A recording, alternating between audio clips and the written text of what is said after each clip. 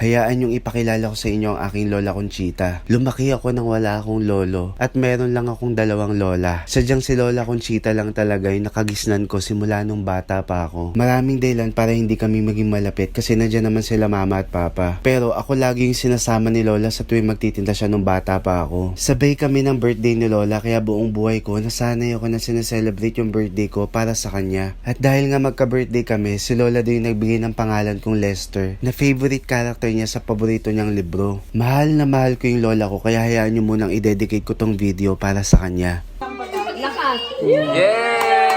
Sobrang lungkot isipin na ako na lang yung magbe-birthday mag-isa dahil wala na si Lola. Ang hirap pala lalo na nasanay akong para kay Lola tong araw na to. Kung bibigyan lang ako ng pagkakataon, ngayon na kaya ko na siyang i-treat, i-spoil, gagawin ko pero hindi na umabot. Kaya inisip kong mabuti kung paano ko ba gagawin makabuluhan yung birthday namin. Kaya naisip ko na i-celebrate yung araw na to kasama ang ating mga lolo at lola. Maraming salamat sa lahat ng mga nakasama naming lolo at lola. Maraming salamat sa buhay ko, Lola. Totoo pala talaga na masasanay ka lang sa pakiramdam. Pero kahit gaano katagal yung lumipas, malungkot pa rin talaga maisip na wala ka na. Kiss mo ako.